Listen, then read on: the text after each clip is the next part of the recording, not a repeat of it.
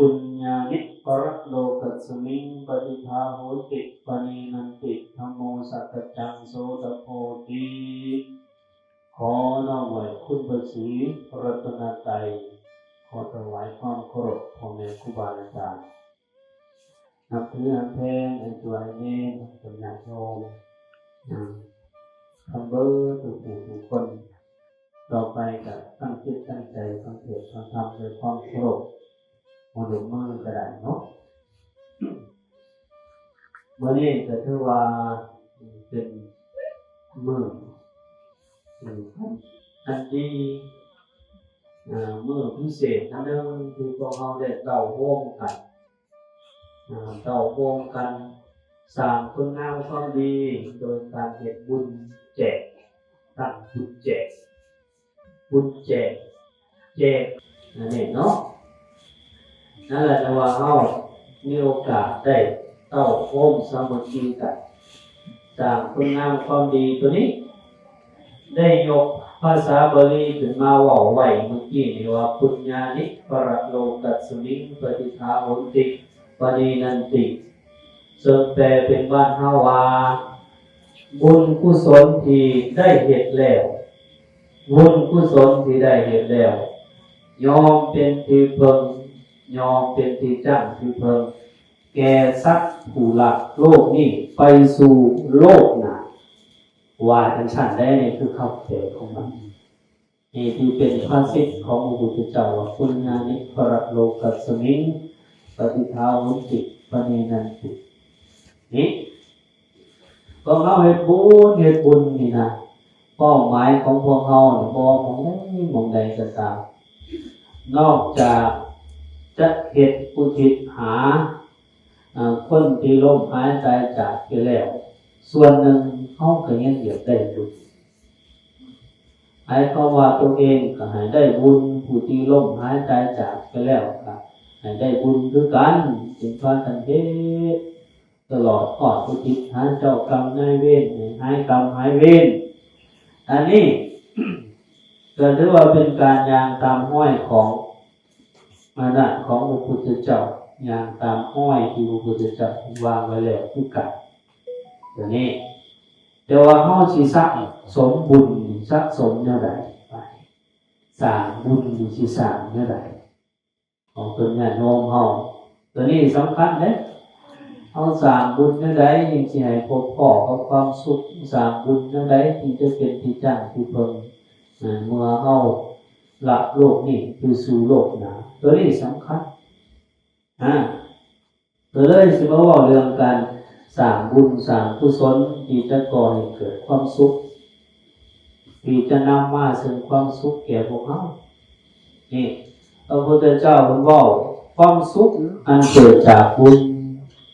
ความสุขที่เกิดจากการปฏิบัติธรรมนี่นะมันไหล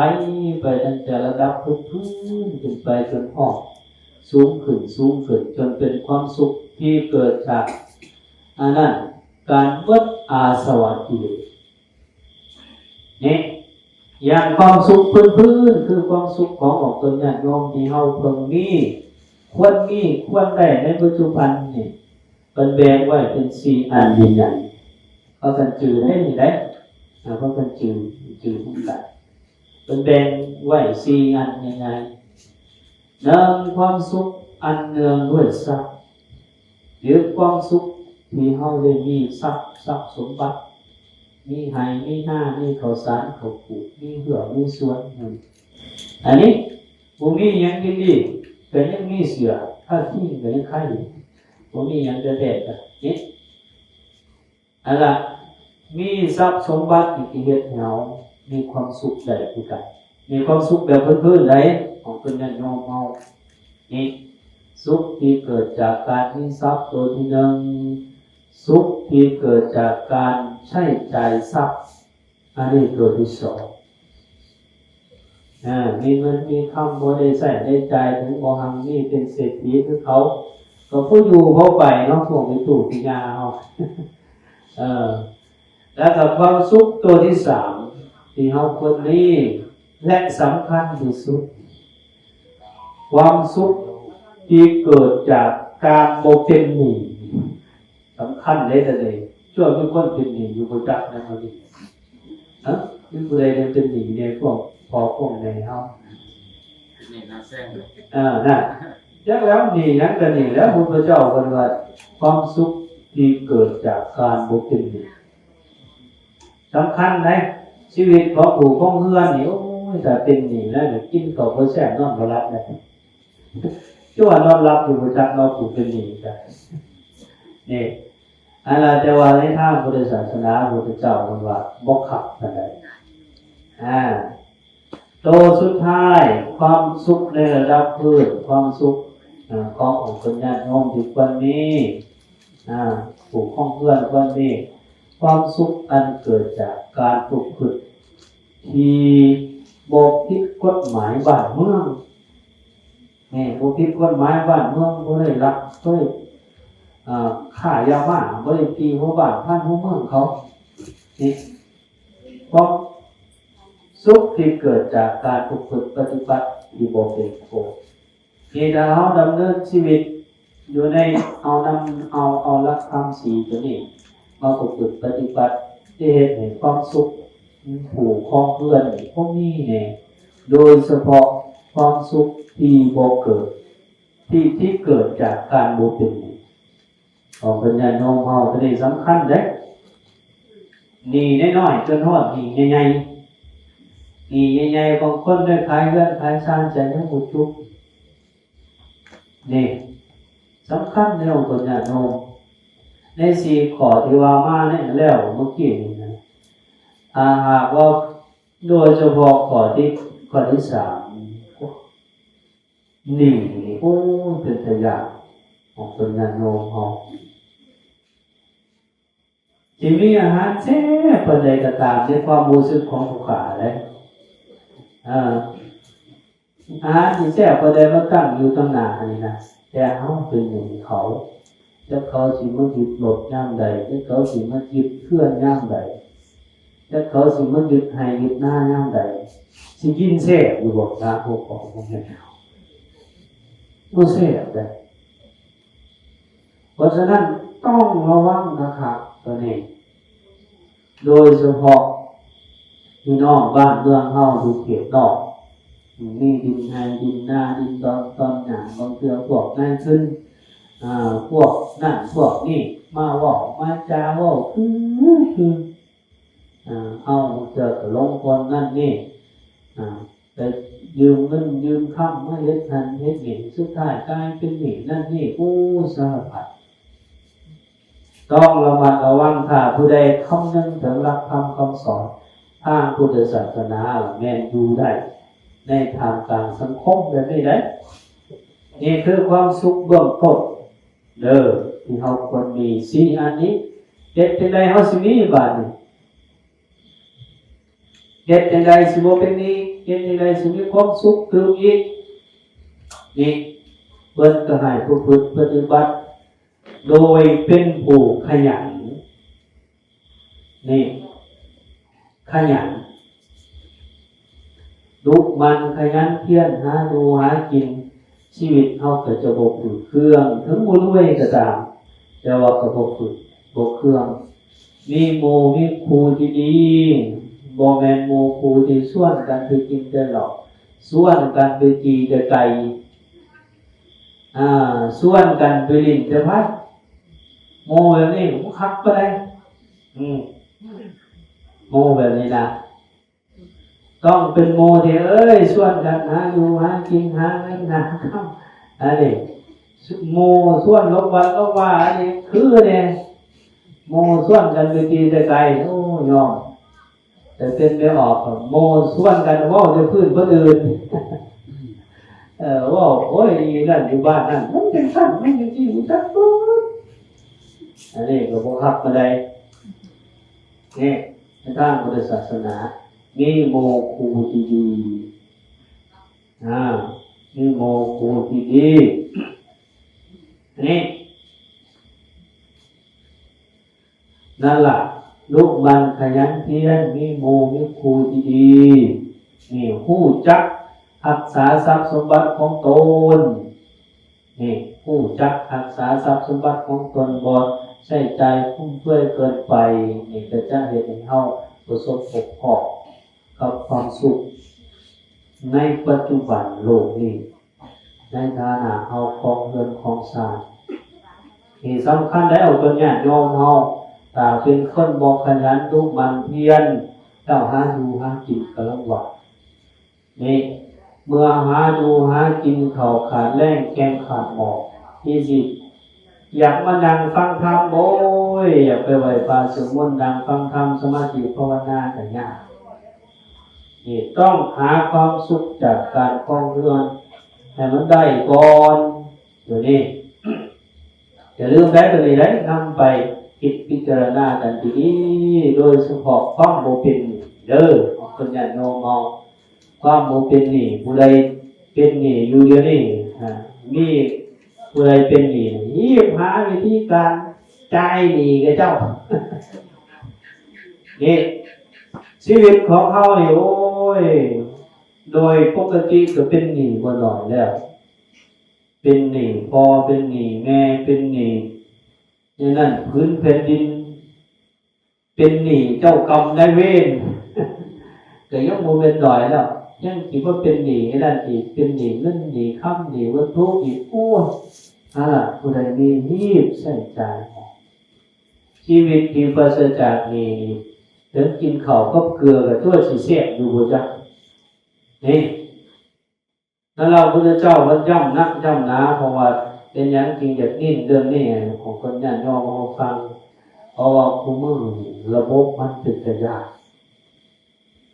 ระบบนี้กำลังแผ่ไปเกือบทั่วโลกพุ่นแหละเราฉะนั้นเราต้องระมัดระวังกันดีๆอย่างคนนึงเดินรับคำสอนทางบริษัทศาสนาที่พระพุทธเจ้าเฮาเพิ่นวางไว้บ่จำเป็นแท้ๆอย่าพากันเป็นหนี้ถ้าเฮาเป็นหนี้ชีวิตเฮาจะยากที่จะมีความสุขนี่ถ้าผู้ใดเป็นหาวิธีการรีบใช้รีบจ่ายแหงนี่แหงนั่นแหงผู้ใดเป็นหนี้แต่ว่าเวลาจะล้มหายตายจากมีความภาวะของโลกหลายเดี๋ยวพระเจ้าเพิ่นยิ่งเห็นตัวนี้ชีวิตของผู้ครองเรือนสุขเบื้องต้นสุขจากการบ่เป็นหนี้สุขจากการหาอยู่หากินสุจริต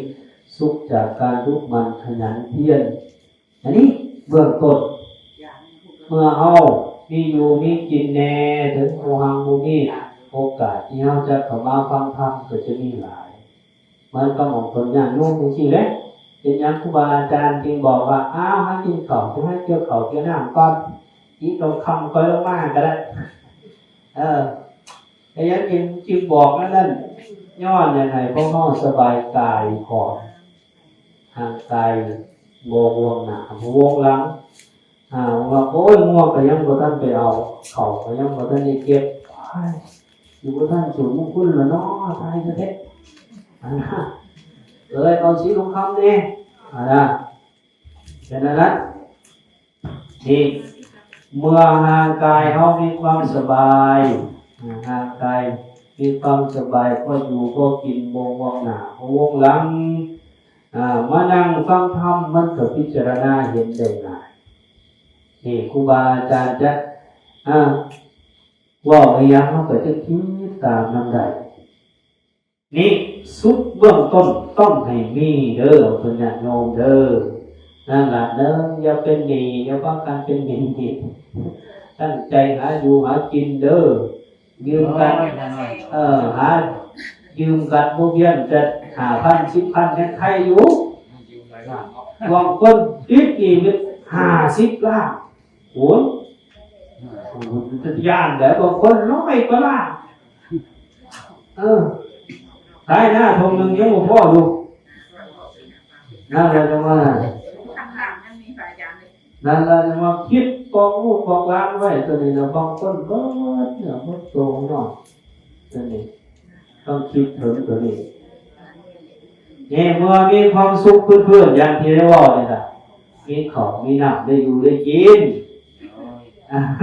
มดเป็นหนี้เป็นชิ้น มานั่งฟังธรรมก็สิเข้าใจผมบ่คิดเองก็สิเข้าใจทีนี้เมื่อเอามีความสุขเบื้องต้นแล้วพระพุทธเจ้าเพิ่นก็สอนขึ้นมาความสุขที่สูงสูงจากสูงสูงขึ้นมาบัดนี้ความสุขที่เกิดจากการรักษาศีลนี่สีเลนะสุขติยันติสีเลนะโภคสัมปทานี่สีเลนะนิพุติยันติตัสมาสีลังวิโสทะเยนี่ความสุขอันเกิดจากศีลอะไรศีลผู้ใดตั้งใจรักษาผู้ใดประพฤติปฏิบัติดีแล้วเกี่ยวกับศีลเว้นจากการเบียดเบียนสัตว์การฆ่าสัตว์การทรมานสัตว์เว้นจากการลักการขโมยการส่อการโกงเว้นจากการประพฤติผิดในกามมกผิดลูกเขาเมียเขาแต่นี่เว้นจากการผิดตัวหลอกลวงเฉียดสีนินทาป้อยด่ากันเว้นจากการดื่มสิ่งเสพติดมึนเมาผู้ใดประพฤติปฏิบัติบริสุทธิ์พุทธพองการที่เหตุให้ไปเกิดในสุคติไปเกิดเป็นเทวดาจะเหตุให้รักษาทรัพย์สมบัติได้ดีคนมีศีลรักษาทรัพย์สมบัติได้และสีเลนะโภคสัมปทาศีลเป็นเหตุให้ได้มาซึ่งโภคทรัพย์นี่ศีลนี่นะสำคัญเลยเขาบอกเอาไปซื้อเราประหยัดได้หลายเติบอยู่เขาบอกเอาไปลิงไพ่แต่สิประหยัดได้หลายเติบอยู่ตัวนี้บางคนบอกเฮ้ยเราต้องไปซื้อเลขหมาอยู่ได้บางเถื่อวะพุ่งอยู่ได้ประมาณนั่นแหละอันต้นเที่ยงอยู่ในใจเลยเนาะส่วนนั้นไปซื้อเลขหมาอยู่ได้ประมาณคือบางเถื่อก็เพื่อได้แก้ดูนะหมายเขาว่าที่มันเป้าหมายหลักๆคือบทติดการพนันเอาต้นงานย่อมที่ซื้อเลขบางคนซื้อเพราะได้ลุ้นซื้อพวกนี้เขาเห็นบางคนเขาไม่ได้พิทันหรอกซื้อก็ได้ไม่เลี้ยวเบิ้งเว้ยสูงที่เป็นด้านบองนะเราก็ว่ากันไปแต่หมายถึงชีวิตที่ไปฝากไว้กับการพนันนั่นคือว่าเป็นผู้บ่มีศีลชีวิตที่ไปฝากไว้กับการพนันจังใดพวกนี้นะเจอหมดไม่จะดิ่งไพ่ไม่จะดิ่งเป็นตีจะไกลอย่างเดียวอันนั้นคือชีวิตที่ฝากไว้กับการพนันพระพุทธเจ้าเพิ่นว่าเป็นทางแห่งอบายเป็นผู้บ่มีศีลนี่ศีลเป็นหากฐานของการไปสู่พระนิพพานมีผู้ใดประพฤติปฏิบัติโตนี้ได้แต่จะนำมาสู่ความสุขที่สูงขึ้นมาจากที่นี้ศีลนะนี่จะสูงขึ้นจนฮอดความสุขที่เฮาได้กำจัดอาสวะกิเลสไปนี่คนที่ยังมีอาสวะกิเลสยังมีกิเลสมีตัณหาเวียนว่ายตายเกิดอยู่ในโลกมนุษย์โลกสวรรค์โลกอย่างกระตามนะเกิดเป็นสัตว์เดรัจฉานเป็นเกิดเป็นอสุรกายหรือเกิดอยู่ในภพโลกกระตามแมนบ่รวมพ้นจากความทุกข์ได้ยังสิมีทุกข์อยู่เกิดมาไม่บันไดกระตามเรื่องของคนในโลกพอเป็นเศรษฐีกระดุมพี่กระตามแต่ยังทุกข์อยู่เราเกิดเป็นพระราชามหากษัตริย์แต่ยังทุกข์อยู่เรามีลูกดีประเสริฐมีหลานดีประเสริฐปานใดก็ตามก็ยังทุกข์อยู่เรานี่จนกว่าเขาจะเบิดอาสวะกิเลสนี่เบิดอาสวะกิเลสเบิดกิเลสเบิดตัณหาสามารถตัดภพตัดชาติอันนั้นเป็นความสุขอันยอดเยี่ยมนี่เป็นความสุขอันยอดเยี่ยมสำคัญเลยตัวนี้ได้เนี่ยพระพุทธเจ้ามันฟูพื้นฐานขึ้นมาตั้งแต่เบื้องต้นว่าชีวิตของเราแล้วก็การเป็นอยู่เด้อแบบง่ายๆ หาดูหากินเนี่ยมันกุ้มปากกุ้มท้องเลี้ยงลูกเลี้ยงหลานนี่ต่อมาให้เป็นผู้รักษาศีลเด้อนี่ผู้จักให้ทานผู้จักรักษาศีลทานกับศีลมันหมักมาทำกันผู้จักให้ทานผู้จักรักษาศีลเจตให้เรามีความสุขสูงขึ้นมาอีกถ้าผู้ใดโง่กำจัดอาสวะกิเลสออกจากจิตจากใจแห่งพบพ่อความสุขอันยอดเยี่ยมว่านี่พวกเขาเดี๋ยวนี้นั่นเป็นได้ก็ตามของคนญาติโยมถึงสิถือเลขคือเจ้าลงในโฆษณา400 ล้าน800 ล้านก็ยังบ่ออกจากกองทุกข์นี่ยังจะต้องเวียนว่ายตายเกิดอยู่ในวัฏสงสารยังในตู้ชีทอนคือกันนี่เพิ่นละภพนี่ไปสู่ภพใหม่อำนาจของบุญของกุศลที่เคยสร้างไว้ส่งผลในตัวเกิดนี้เทวดาหรือเป็นนั้นก็แล้วแต่สุดท้ายถ้ายังมีอาสวะเกิดจะต้องกลับมาคือเก่ากลับมาเกิดอยู่ในภพในชาติจะต้องเฒ่าจะต้องแก่จะต้องเจ็บจะต้องตายทุกข์ทรมานเหมือนเก่านี่ถ้าเข้าคำหนึ่งที่พิจารณานี่จะเกิดปัญญาแล้วเขาก็จะเห็นได้ปฏิบัติได้ตัวนี้บางคนอาจจะคิดว่าโอ้ยชาตินี้กูน่ะทำไมบ่เป็นนั่นบ่เป็นนั่นนี่ถ้าเขาโกงถ้ากูถือเลขกูก็สิรวยจังซี่กูบ่ผิดหวังกูก็สิมีความสุขจังซี่นะเฮาอาจจะคิดอย่างนี้ความทุกข์ที่มันเกิดจากความผิดหวังของเฮานะความผิดหวังความประสบพบพ้อกับสิ่งที่บ่เป็นที่ฮักที่พอใจที่เฮาประสบพบพ้อกันอยู่เดือนเขาด่าเขารักเขาโกงเขาปล่อยเฮานั่นสิ่งเหล่านี้น่ะมีเป็นความทุกข์อันจรมาเลยในทางพุทธศาสนาเฮานะเว้ยถ้ากูบ่เจ็บเอวกูก็สิบ่ทุกข์ปานใดดอกสูว่าโอ้ยถ้ากูบ่ปวดหัวเข่ากูไปเกี่ยวเขาได้อีเนาะฮะรอนะจริงๆแล้วไอ้เจ็บเอวเจ็บเข่าเจ็บหัวนี่นะมันมาจากความเกิดได้มาจากเขาเกิดได้พวกของพวกนี้แต่เขาบ่เกิดมันเจ็บแนวแม่นบอกว่าไม่ถูกไม่ยาวไม่ถูกก็ยาวแล้วบอกเด็กแม่นแล้วเขาเกิดลงเป็นยังบ่เกิดมากมันเจ็บไม่แถวแล้วเราก็จะว่าทุกข์ที่เกิดจากเจ็บเอวเจ็บขาเจ็บหลังทุกข์อันเกิดจากประสบพบข้อกับสิ่งที่บ่เป็นที่ฮักนะมีศัตรูหมู่บ้านมื้อนี้คนโกงคนยังก็แล้วแต่อันนี้เนื่องมาจากความเกิดทั้งเบิดเฮาบ่เกิดเฮาบ่เกิดเฮาก็จะบ่เป็นแบบนี้จังได๋เฮาสิบ่เกิดก็คือเบิดอาสวะที่ต้องประพฤติปฏิบัตินี่ต้องประพฤติปฏิบัติเหมือนกับที่พระพุทธเจ้าเพิ่นว่าน่ะสุโขปุญญสัพพุจโยการสะสมบุญยอมทำความสุขประพฤติปฏิบัติสร้างบุญสร้างบารมีบุญบารมีก็คือการเอาว่าโดยย่อๆก็คือการให้ทานการรักษาศีลการเจริญภาวนาแต่อธิบายกว้างๆก็คือเฮ็ดให้ตนเองบ่เป็นหนี้ในเบื้องต้นหาอยู่หากินคุ้มปากคุ้มท้องเลี้ยงลูกเลี้ยงหลานมันดีนี่เบื้องต้นสูงขึ้นมาเป็นผู้สำรวมในศีลบ่ผิดบ้านผิดเมืองบ่ตีบ่ฆ่าบ่ปล่อยบ่ด่านี่ครอบครัวใดเรือนใดทั้งด่ากันอยู่ทั้งเจ้าทั้งแรงเอิ้นอยู่พี่พูดเรือนอยู่หลังบ้านยังได้ยินยังบ่ทันมีศีล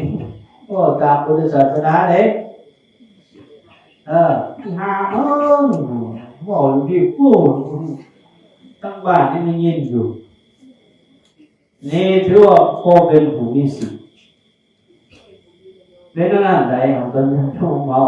ศีลที่ทางพุทธศาสนานี่มีความหมายเหลือเกินความหมายที่เขาสังเกตเบิ่งก็ได้ว่าครอบครัวใดมีศีลเด้อครอบครัวใดมีศีลถ้าครอบครัวนั้นโบพิษโบเถือนกันว่าจะคอยว่าคอยจะโมกระโชกโภกห้าอันนั้นหลักศีลนั่นนะเป็นภูมิศีลนั่นนะเพราะว่าศีลคือความปกติสุขบ่เดือดบ่งอดบ่พิษบ่เที่ยงแต่ไอ้ที่เป็นขอนั่นคือการปฏิบัติคือขอปฏิบัติ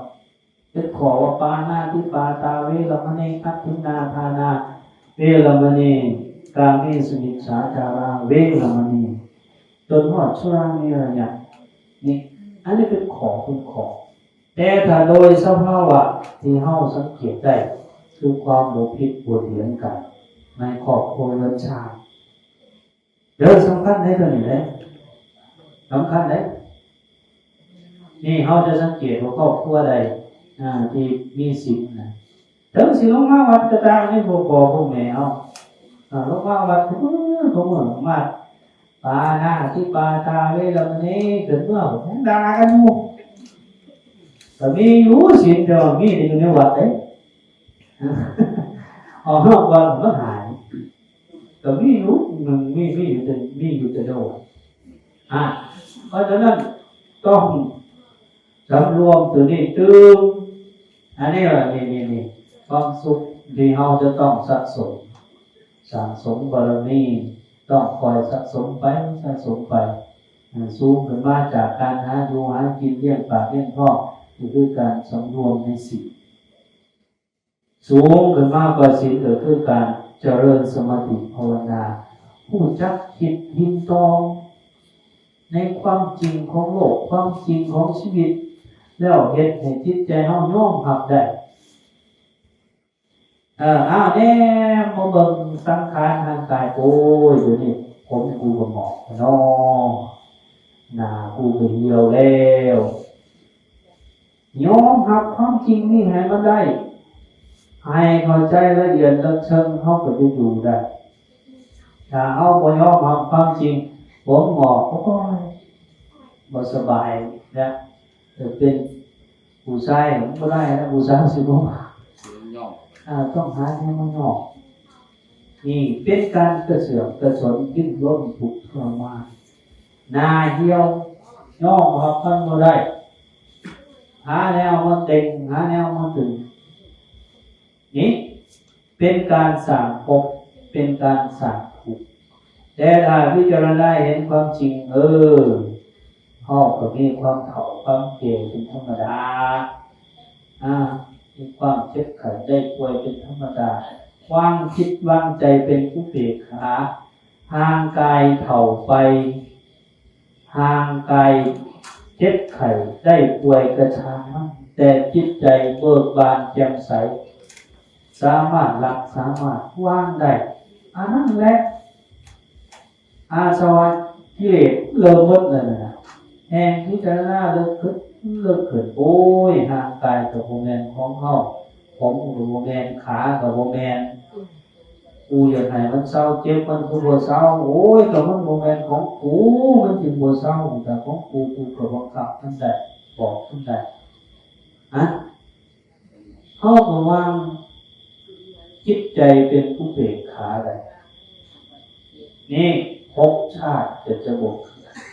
นี่คือความสุขอันสูงถ้าผู้ใดสะสมได้สะสมบุญกุศลได้แต่จะนำมาเสริมความสุขความเจริญขึ้นหลายนี่นั่นแหละจังหวัดในทางพุทธศาสนาพระพุทธเจ้าท่านจึงบอกผู้ใดสร้างบุญสร้างกุศลไว้ดีแล้วบุญกุศลยอมเป็นที่จั่งที่เพิ่มเมื่อเฮาละโลกนี้ไปแล้วละโลกนี้ไปสู่ภพหน้าก็จะมีความสุขตื่นขึ้นจนถึงกับวัฏอาสวะคืนหรือผู้ใดสะสมบุญกุศลไว้ ก็จะยอมนำความสุขมาให้เฮาสะสมไว้หลายมันก็จะมีความสุขหลายสะสมไว้สำนึกก็จะมีความสุขสำนึกนี่เพราะฉะนั้นพวกเราต้องพากันเก็บพากันบำเพ็ญด้วยตัวของเองฝึกปฏิบัตินี่เมื่อเฮาล้มหายตายจากไปแล้วลูกหลานที่อยู่ภายหลังเฮ็ดบ่เฮ็ดจะยามกระเจ้าเฮ็ดแจกข้าวหมาน่ะแต่กระเจ้ามีความเป็นผู้กตัญญูกตเวทีเขาก็สิเฮ็ดหาแต่ว่าเฮ็ดบ่เฮ็ดเฮาก็มีบุญอยู่แล้วบ่ต้องห่วงตัวนี้นี่ยกปู่ย่าตาหรือว่าครูบาอาจารย์ที่ฝึกปฏิบัติบางองค์เนาะหรือว่าเป็นญาติโยมบางคนที่กระเจ้าเข้าใจยังบ่ทันตายเฮ็ดคุณแจกตัวเองเฮ็ดคุณแจกตัวเองตรงนี้นี่บ่แม่นว่าอันนั้นดอกเฮ็ดเพื่อให้รู้ให้เข้าใจซื่อๆเหมือนกับเฮ็ดที่บางคนนะยังบ่ทันตายสักกันจาเป็น สักอนิจจาเป็นยังบ่ทันตายเฮ็ดกระลงไว้ก็เป็นเคสเด้เป็นเคสทุกกันเป็นเคสอะไรเคสเพื่อเตือนสติเคสเพื่อให้ได้พิจารณาเคสโอ้ยห้องก็สิตายห้องมีความตายเป็นธรรมดาเมื่อเข้าใจลึกซึ้งแจ่มแจ้งแล้วในจิตในใจจิตใจมันก็หลับก็ว่างมันก็สบายบ่เดือดร้อนบ่มีความกังวลก็จะเฮ็ดให้สุขภาพดีขึ้นนี่มันเป็นขนาดอันนี้เนาะแล้วเราจะว่าการสร้างสมบุญกุศลเด้อเป็นญาติโยมแม่นดีหลายเพราะฉะนั้นก็พากันตั้งใจบุญกุศลนี่เมื่อเฮามีบุญมีกุศลแล้วมีข้าวเต็มผ้ามีปลาเต็มก้อนแล้วนี่เขาเอาไปแจกไปก็ได้เหมือนกับเขามีบุญจริงๆเขาจะแจกให้ผู้ที่ล้มหายตายจากที่เป็นพ่อให้แม่เขาญาติพี่น้องเขาได้เป็นการมาทานอยู่ดีตายนี่ก็ถือว่าได้บุญได้กุศลก็คือการรับคำสอนที่พระพุทธเจ้าวางไว้ในนี้ฝากไว้เป็นข้อคิดเนาะ